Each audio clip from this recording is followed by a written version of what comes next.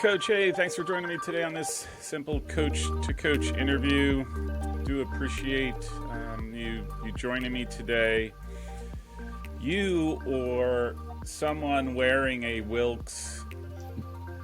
some Wilkes paraphernalia was spotted at a tournament I was refereeing at, because I am, aside from a YouTube influencer, I am like a crack youth soccer ref.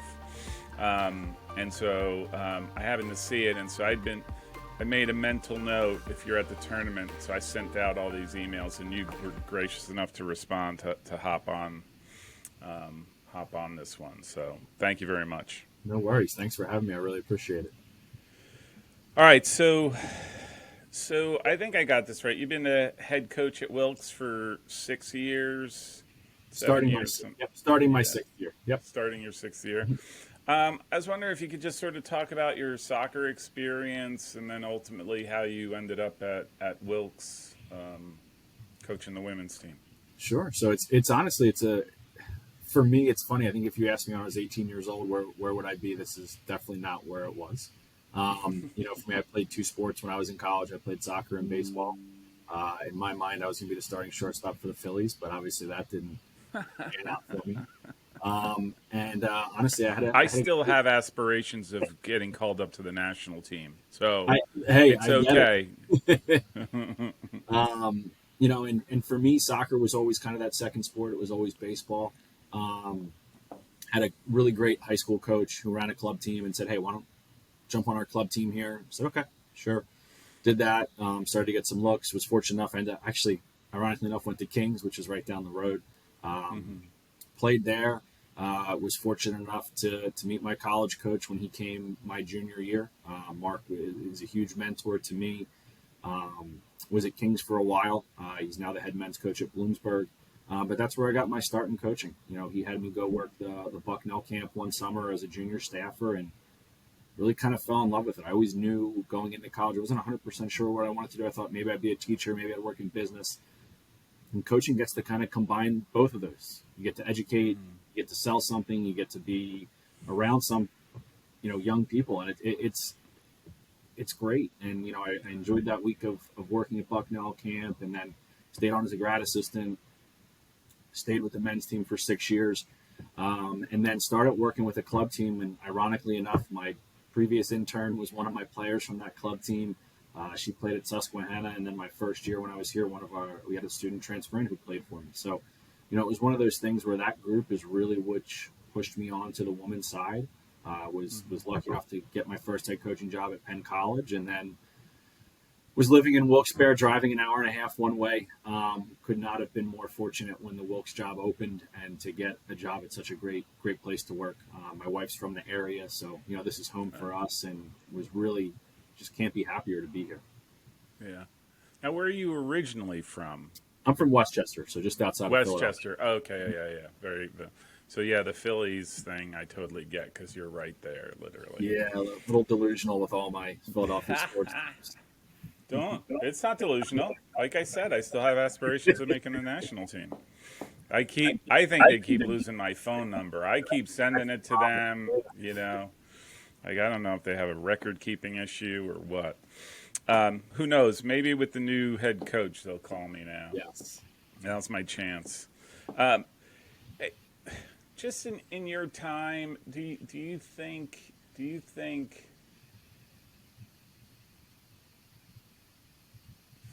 female soccer players have gotten better since you started really getting involved in the women's game? Sure. I mean, I know for me, honestly, the biggest eye-opener was coming from the men's side, where you'll have guys make decisions in May of their senior year. And I remember going to my first tournament, and I sat down at a game and was thinking, hey, group of juniors, this is going to be great. We're going to get to recruit them. It was a great game. And they come around with the roster, and I just see committed. And my eyes opened. I'm like, oh, my God, who's even left? And a good friend of mine who's the coach at Susquehanna, he probably doesn't even remember this, but Nick was like, hey, we'll talk to you at the next field. And I was like, okay. And he goes, take a deep breath, man. I did the same thing 3 years ago when I got here. And I think what it comes down to with the women's game is there's just so many more opportunities now. When I first started in college, um, back in 2004 as my freshman year, our coaches were part-time when I was at Kings, and I think that was the case at a lot of places. And I think what's happening now is with more full-time staff members, so many more opportunities for club, you're just seeing the development explode.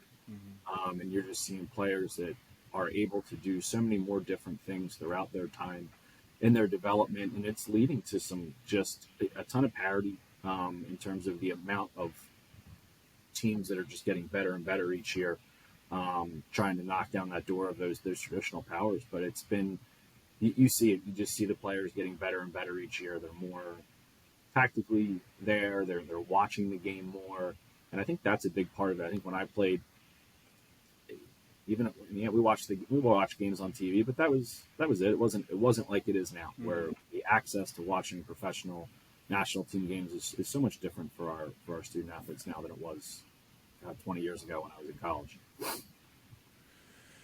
So, first of all, I'm speaking with Coach Hoover tomorrow.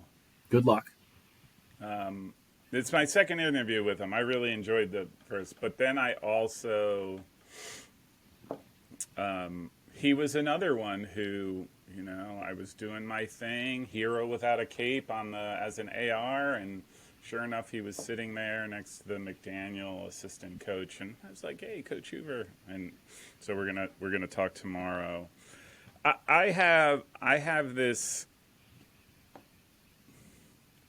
I have a ton of theories, which are not. There's no scientific evidence to support any of my theories, but they're just theories. So, I have one that I just formulated watching over this weekend. And I think if putting them on equal footing,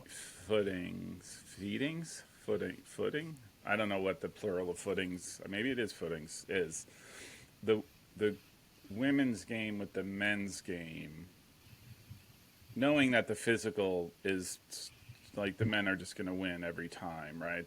But just from a pure soccer perspective, I actually think the girls' game has progressed a lot farther than the men's game. I don't know if that's accurate. I don't know if you have an opinion on that, but that's again, just watching. I think they're tactically more aware, technically more gifted, and it might be the nature of the game. Don't get me wrong; I could be totally wrong on that, but I just get a sense that they're farther along than where I think the men should be. I would agree with that. I think a lot of our young women, it's, you talk about the physical side of it, and obviously, you can watch a men's game and you can see a guy hammer a ball 80 yards. That's not going to happen in the women's game. So you play different. You play a little bit. You have to have the tactical understanding. The off-ball movement. It's not just based on, hey, I'm bigger, faster, stronger. Sure, you have some of those athletes who are just fantastic, but they're also really good soccer players. Whereas I think on the men's side, you'll see that, hey, there's that elite athlete, but unless the ball's in front of him, he's going to have some trouble. But no, I would agree with you on that theory. I started this thing where I have to talk, like this other show, Injured Time, where I just pick topics, and I think that might be my next one. Is just talking about it's sort of a revelation to me, but hey, how big of a deal is team culture for you at Wilkes? Yeah, it's a big deal. I was very fortunate when I got the job here.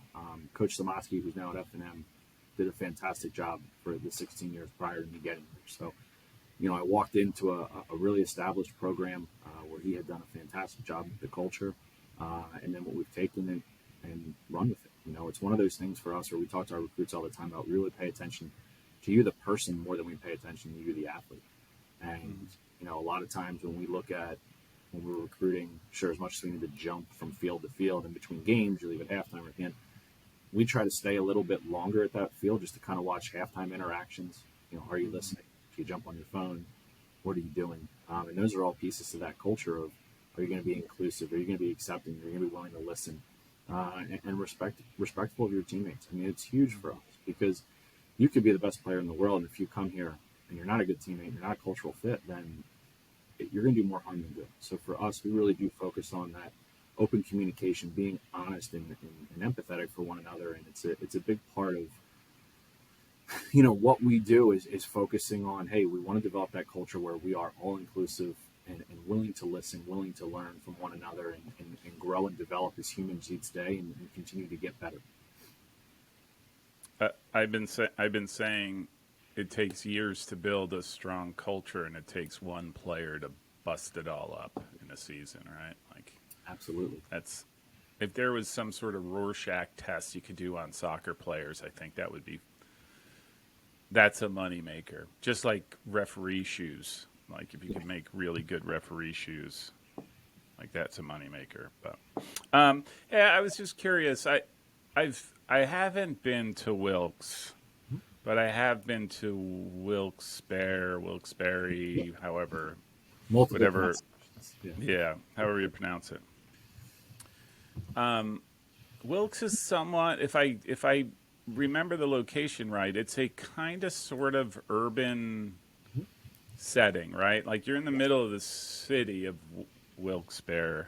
Yep.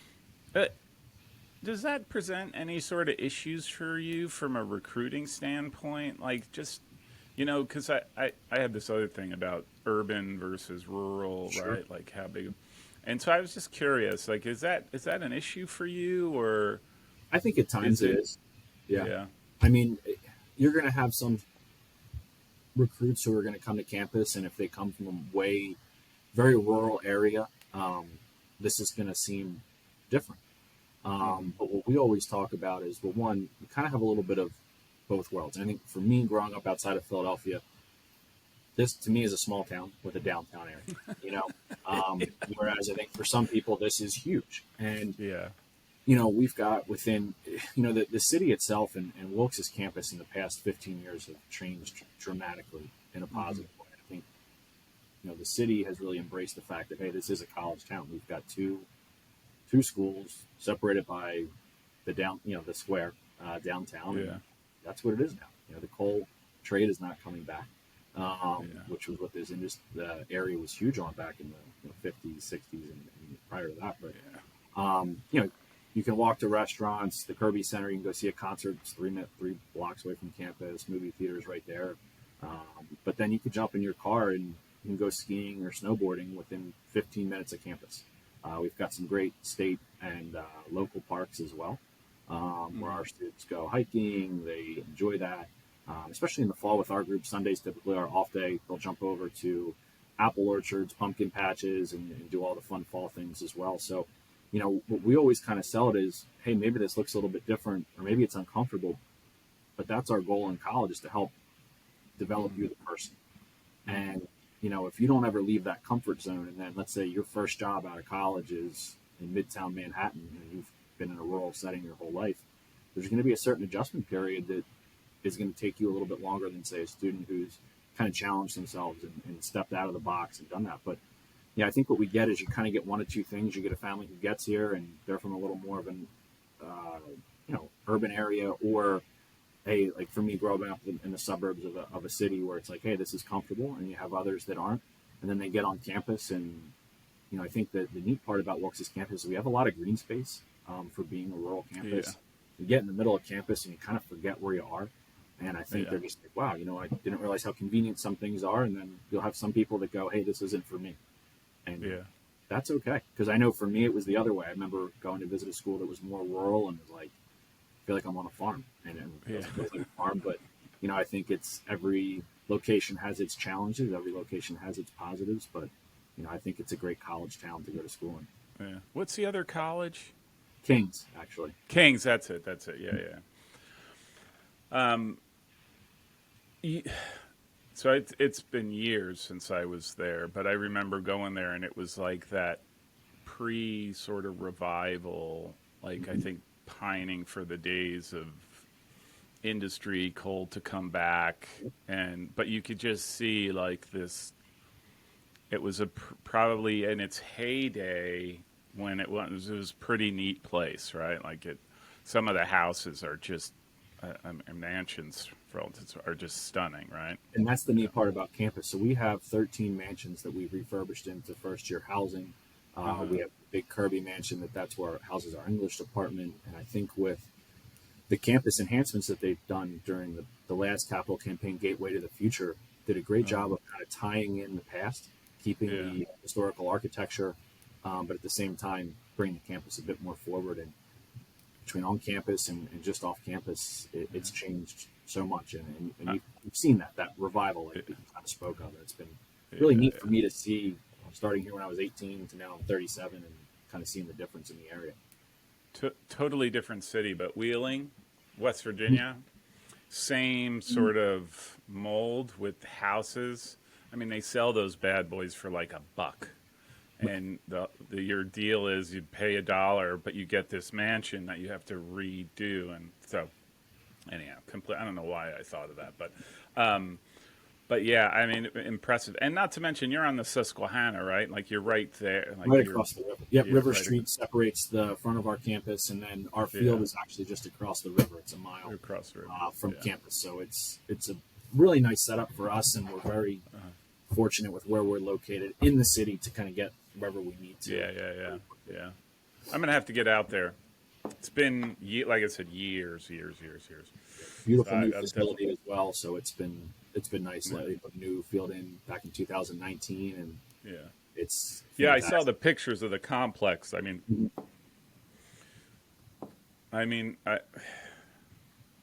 that's to me. I think that's a real like I've been saying, a soccer field. Like if you have a soccer field, like that's a real value, I think, in the recruiting process, right? It is, and it's nice too to have the two fields right next to each other. And actually, we're returfing the other field this summer, which is fantastic, especially for our football guys. And the thing is, we can train over there, we can play over there if we want to, but we've got such a great facility. There's just no reason to leave it. And the neat thing is, you get a Saturday where you have everybody home, and it's an awesome environment. It's probably rocking place, right? It's a really neat experience. I'll definitely, like I said, I definitely got to get out there this fall. Just curious, like where main areas? I mean, you obviously Jersey for those tournaments, but where is sort of your general area of recruiting? Where do you look for players? Mid-Atlantic, Pennsylvania, New York, New Jersey, Maryland, Delaware, I'd say is really where we get the majority. You can get into Connecticut a little bit pretty easily. But then you have for us, when we had a student on our team, she graduated last year who was from Miami. So you get those random one-offs that are interested from across the country. And I think, our proximity to New York and Philadelphia, we're 2 hours from both. It works. And then we have not small, but a regional airport that, we have direct flights from Chicago and other major hubs that would allow people to fly in. But I would say predominantly for us, Pennsylvania, New York, New Jersey, Maryland, and Delaware are the 4 or 5 states that we really kind of hone in on. But at the same time, we're going to be creative and get to see whoever we want. And I think now with the way technology works, and I think more people are willing to kind of look out of their comfort zone and different regions. So I think we are getting a little bit more, usually from like recruiting sites where players will reach out like, hey, I'm looking to go to school in the Northeast, and they're from Arizona, Florida, California. Okay, great. Let's have a conversation and let's go from there. That's very true. I think it has been changing. I do think I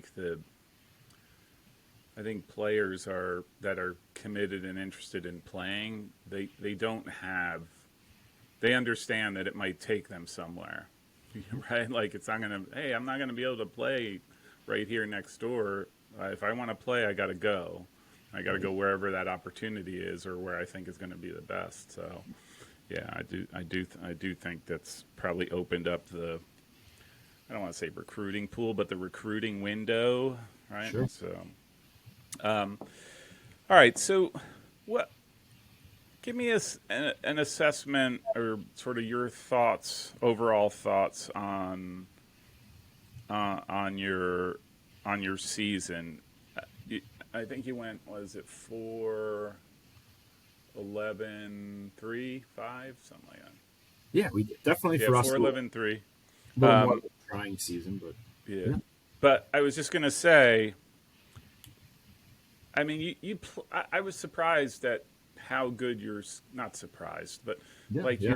you played a really good schedule. I mean, a good Widener team, a really good Susquehanna team this year or this past year, Messiah, right? Like number 3, 4 in the country, something like that. Scranton, which is, I mean, what they have over there is pretty amazing. A really good, like, Combing.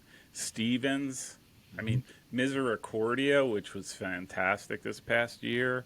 They were. Yep. And FDU Florham, which I watched them play Stevens at Stevens, and I think Stevens pulled it out in like the last minute, and they were no slouches. So, sorry to interrupt, but yeah, just give your overall assessment of the season.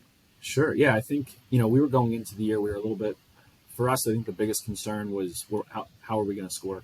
We had graduated an all-region forward the year prior. I scored a ton of goals for us, and then our second leading scorer was a freshman the year prior, but unfortunately she did her tip fib in our spring game, so we knew there was 22 goals we had to kind of figure out. And I think for us we started fairly strong, but we also were a very young team.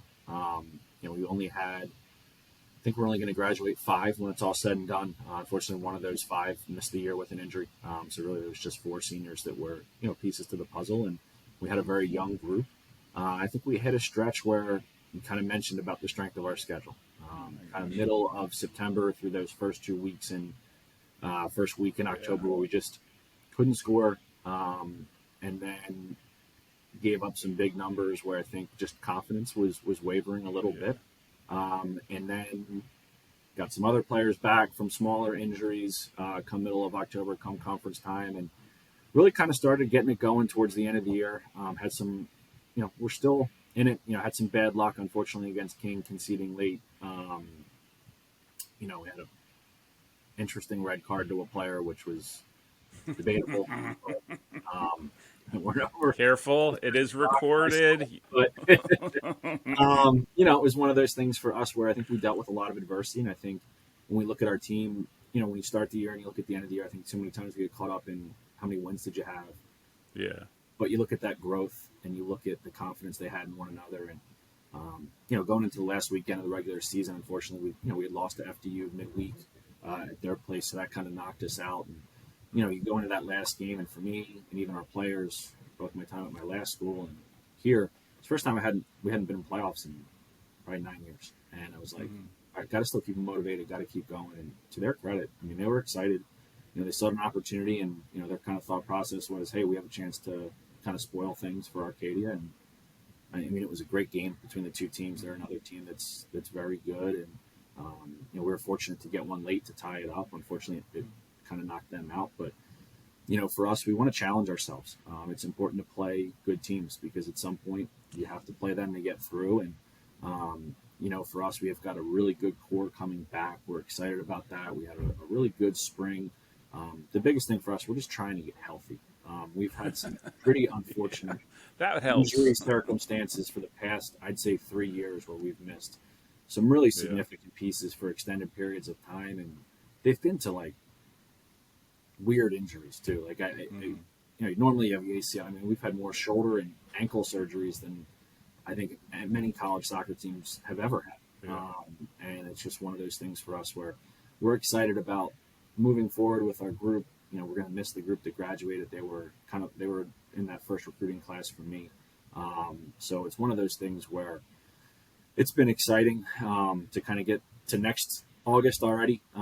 It's funny that we're always looking ahead to that, but this past year, sure, it was tough in terms of we wanted to get a couple more wins and obviously play a little bit deeper into November. But we're really happy with in terms of the growth, especially of our younger players, them getting those opportunities to play, and then continuing to just kind of see the process out, understanding that hey, maybe we're not getting the results that we really want, but they continue to work hard, and I think it's a testament to their character, their leadership, and what they do as a group. I mean, the obvious ones is you flip the ties, right? And then you're right. Like if you just flip those ties, you're in a good spot. But if like to your point, if you're not healthy and you don't score, Man, that's like the deadly, like it's like the death card, like how do you deal with that, right? And that was the biggest thing we talked about as a group was that mental approach, because for us it was almost we'd concede and you'd think it was 4-0. And it Yeah, was trying to just pull them out of that funk. And it took a little yeah, bit of time getting there and just them having that trust in one another that, hey, goals are going to come. And, we had one conference game where, we started out great, get one early, and it gets called back. And you could tell that almost deflated them even more because they're like, hey, we finally scored. It doesn't count. But, yeah, those things happen. That's what we talked to them about being resilient and understanding that the game of soccer mirrors life in so many ways where you can do so many things really, really well. And at the end of the day, you're like, hey, how did we get here? What happened? yeah, yeah. And that's what we talked to them about that growth, that maturation, and sticking together and just being together as a group. And it really, I think, in the spring, it was good to see because there was just a different kind of confidence for them that they were like, hey, we know we can do this. And sure, we had that little bit of a rough patch where we couldn't score, but we're not going to let that define us, and we have to continue to move forward. Yeah, yeah. It's funny, like it's the only, you know, it's hard because everything's so compressed, so it's almost hard to forget the last game. But it's almost like that's what you have to do to get through a season and not get Yep. worn down by the adversity, right? Like if you're still emotional from the last game and now you're playing another game and then you sort of experience something that's a little bit of a negative and it's amplified 50 times because you're still feeling bad about that last Sure. game, right? And I think that's probably another huge money maker. So we've identified three: the referee, shoes, and now this, right? Like if you could figure out a way for players to forget about their last game, Sure. I mean, that's money, right? That's money. Um, a- any particular highlights for you? Good highlights, like not broken fibs or anything like that. Yeah, no, it was honestly, you know, just the way that the resolve for them staying together. I know, it was funny. I was telling this story to another coach this past weekend about kind of that last week, and it was like, hey, how do you prepare for that last game and keep them motivated? And, we get to that last training session. We always send out our training plan to our team early in the day, so know exactly what to expect when they get to training. And a couple of the upperclassmen came up and they were like, hey, listen, we're not asking to change practice. I said, okay. I said, well, what's up? And they were like, it's our last time we all get to be together as a group. And I said, that's fair. Where it's really just us and there's no one else here. They said, is there any way we could take this 15-minute chunk? We never did our 7v7 tournament. Can we do that instead? I said, well, it's the night before a game. And they said, look, we'll have enough in the tank. I promise. It's our last day together. I said, sure. So you kind of trust those upperclassmen leaders. You kind of gave them that freedom to just play and have some fun together in those moments. And then obviously they turn around and we play a really tough Arcadia team and, get a result. It's one of those things for me that'll stick with me. And it's just them having that faith and trust in one another, on the field, especially for our first year players seeing, first year players get their first goals in college. And, for me, a big one this past year is we had a senior who unfortunately missed her first freshman year for an injury. COVID happens, has a devastating Achilles injury, finally gets to play her first game as a senior. Now she's going to come back next year for her fifth year. So kind of seeing her get on the field and play was really nice. And then unfortunately we had the opposite with a senior who played her freshman year and then ACL, shoulder, it was everything. Oh And, my gosh. kind of being able to give her that opportunity on senior day to restart, get out there and, get an opportunity to get a touch. And, it's just one of those things where, they were a very resilient group and seeing how they handled that was things that I'll never forget because they really taught a lot of lessons to our younger players that, hey, just because it's not going perfectly doesn't mean you can't work hard, doesn't mean you can't stay together as a group. And that's something, with everything that did happen this year, it probably could have been worse. And I think when you look at, the really good teams, they're very experienced and they have those moments where when something goes wrong in a game, there's that confidence to say, hey, we're going to snap out of it and we'll fix it quick. Whereas for us, I think this past year, because we were a little bit younger, they hadn't been put in those situations before. And you kind of have those extended, 10 to 15-minute spurts where it's just the level's not where it needs to be. And it's the things that we talked about having that confidence in one another to have those conversations quick on the field, dissect what's going on and come out of it. And, those are the things that I'm always going to remember about this group, because they were a fantastic group of young women who academically are great, off the field, community service-wise, they're fantastic. So sure, would we have loved to have gotten another chance to get into the conference tournament? Absolutely. But they did a lot of really good things for us and laid the groundwork for future success. Yeah. It's more important anyhow, right? Like who they are as people, right? Because that's what you're sending them off in the world to Absolutely. be, right? Like, hey, you had 3 ties, Hood, Kings, and Arcadia. I'm just curious where you stand on the no OT thing. Yeah, I mean, it's interesting. I think if you look back over the last couple of years, we've had probably about 3 ties as well. I think it definitely, in-game strategy really becomes a big part of it now, because you're looking at things a little bit differently. Obviously, 2 of those were conference games. The Kings game, again, we were down a man, so it was very interesting when I think we conceded with like 3 or 4 minutes to go. Now we got to kind of go forward down, because you had to try to get 3 points. So, for me, I think when I look back on it, the year prior, we had played, I want to say it was 7 or 8 overtime games. When we added up all the extra time, it was an extra game and a half by the time we got to playoffs that we had played. So for me, from the recovery aspect of it, I like it. We're taking some minutes away from some student athletes.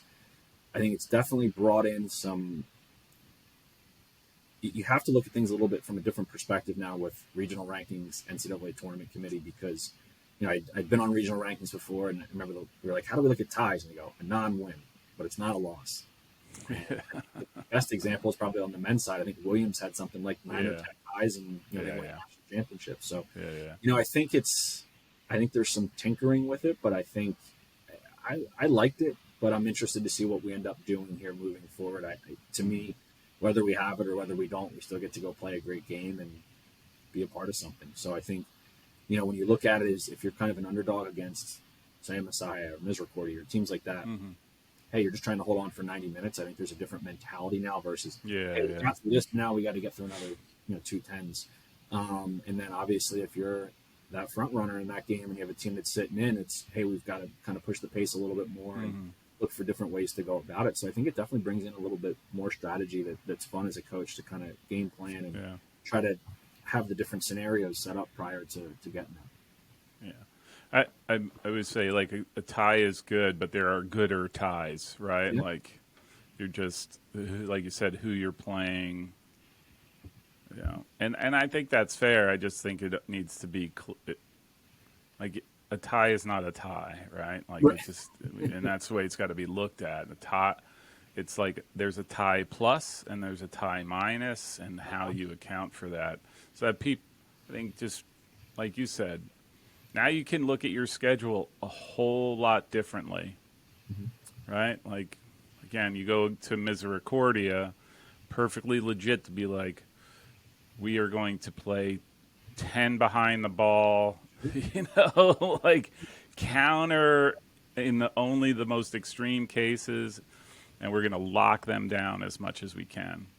Yeah. That's legit. That becomes a legit strategy. Like, and if it's 0-0, great on us, right? And I think that's something that folks need to take into account. I mean, I'm gathering, right, you're all graduated. And did you have your graduation ceremonies? We did. All that? This past weekend was Memorial Day. What did you do for the spring? Like, was there any focus that you were trying to focus in on, or was there anything in particular that you were looking to accomplish? The biggest thing, we were trying to develop confidence finishing. Again, with the number of injuries, unfortunately, we only had 15 field players that were healthy. So it kind of limited what we were able to do from a big picture standpoint. So it was one of those things for us where let's get confident in those situations. And I thought they did a really nice job. We did have our alumni game, we had our spring game, and things went very smooth, scored some goals. We're happy with how we played. The biggest thing for us was, at the Division III level, as we get such limited time together. So it's Yeah. just kind of getting that time. It's exciting next year with the new, I mean, for us, next year's a big change going to the Landmark, and then obviously with the new playing season as That's well. right. We get some more time with them out of season where we can spread out throughout the second semester and be able to interact with our student athletes more while not overtaxing them, which is great. So it can be some extra film sessions that we're able to do as a team and just kind of keep them together as a group, which is really exciting for me. But no, this past spring went minus one significant injury went very well for us. Yeah. Hey, I forgot. This is terrible, right? Like, I forgot that you guys are moving to the Landmark. Like, are you? Do you think that's a net positive for you to go to the Landmark? I mean, I think so. I mean, the thing is, coming from the MAC Freedom, it's a very strong conference, and Yeah. we're going to a strong conference. So, yeah, we're prepared for that. I think the exciting part is, you get down to Catholic and Goucher, so Maryland, D.C., kind of bring in some different areas that we get to travel to on a more frequent basis, which could open up things for recruiting. Obviously, we play Susquehanna and Scranton, so a lot of familiar faces.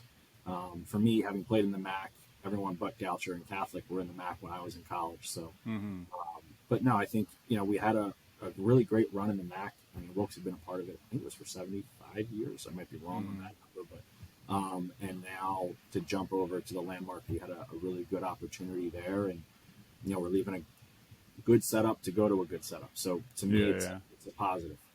yeah. Does it starts this fall? Yep. Like, is it? Yeah, you're back. You're competing for the Landmark this fall. All right. What does your incoming class look like? Yeah, we're excited about them. It's a good group. It's a little bit on the smaller side, just based on what we're looking at in terms of how we're gonna have to replace the next 2 years, based on players coming back for that fifth year, because we have one more year of the COVID waiver. But they're a great group from Pennsylvania, New Jersey.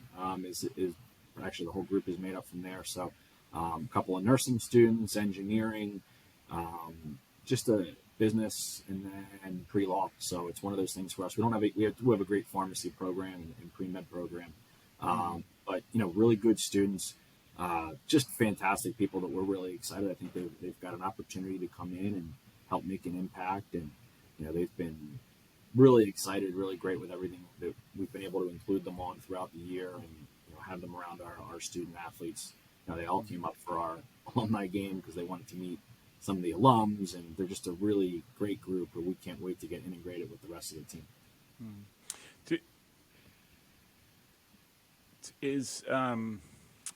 What was I gonna?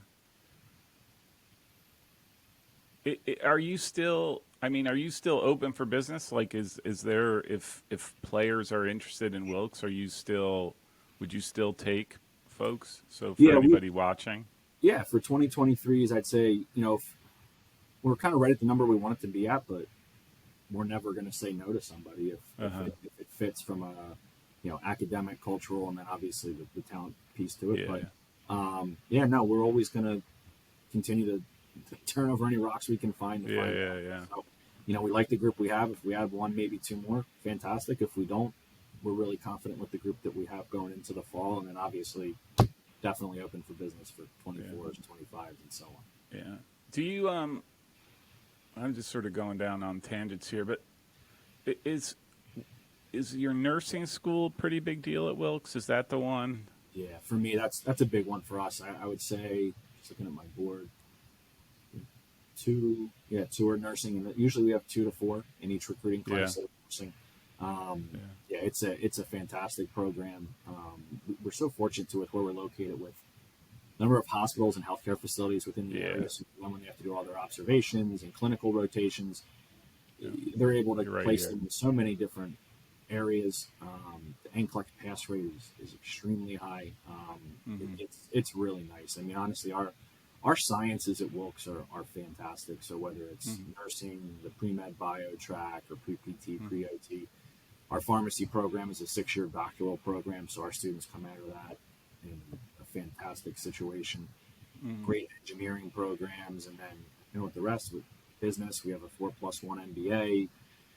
all of our education programs. We have a ton of master's degrees, so a lot of our programs we can build that master's right in, and then we like that 3+1 or 4+1, whatever it ends up being. Yeah, we've been fortunate, and that's helped us with our students sticking around for that 5th year. They're getting their masters and they're playing that 5th year, or in Ceci's case, she's in pharmacy, so she'll be a senior athletically this year. She'll stay for that 5th year, but she's in a 6-year program, so she's able to do that. So it's one of those things. I think our academics are really what we focus on here, and nursing is a huge part to that puzzle. And then actually just signed a deal with Barnes and Noble. I think we're one of only 85 schools in the country where books are now free at Wilkes.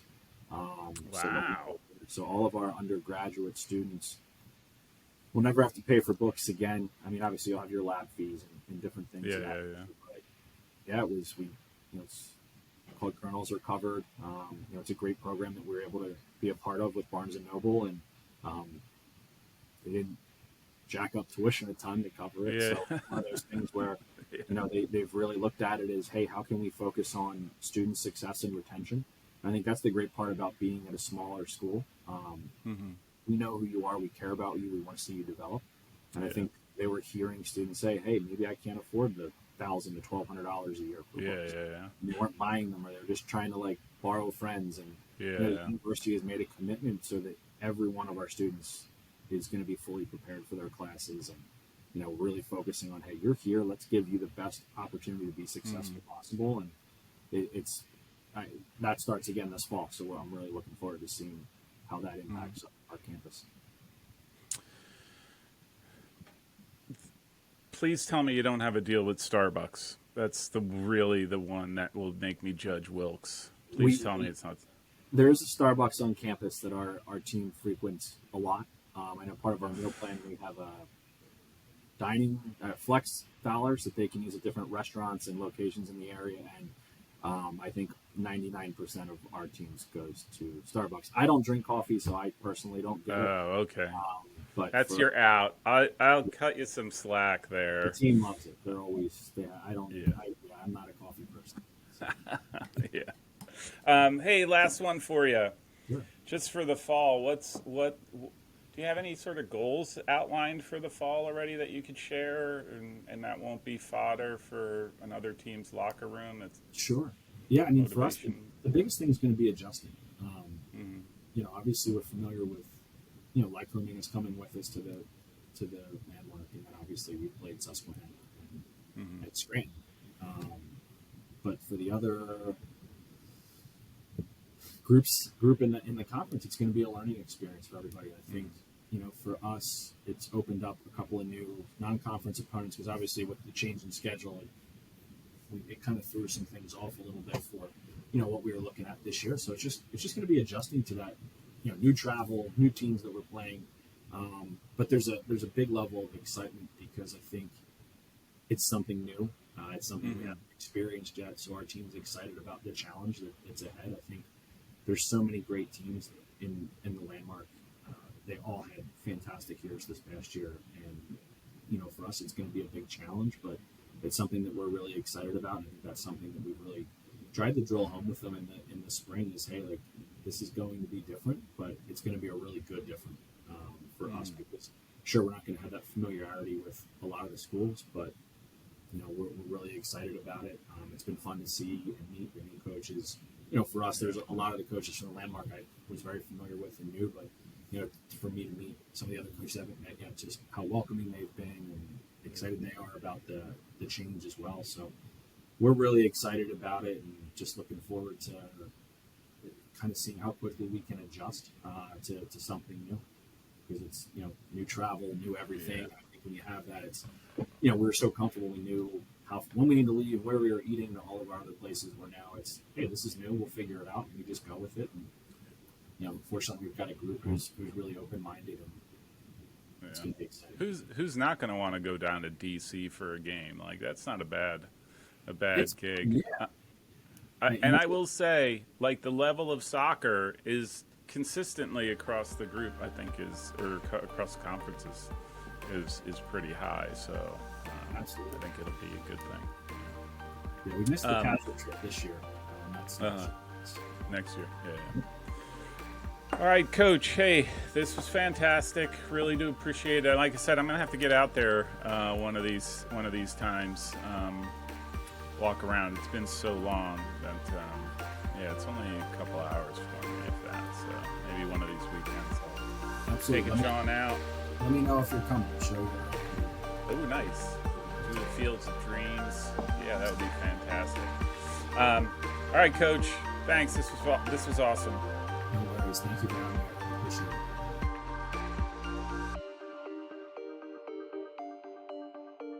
If you like this show, make sure you subscribe so you don't miss future episodes. You can also find me on anti-social media on Facebook, Twitter, and Instagram. Thanks. This is a message from my Chief Marketing Officer. I think this keeps him happy.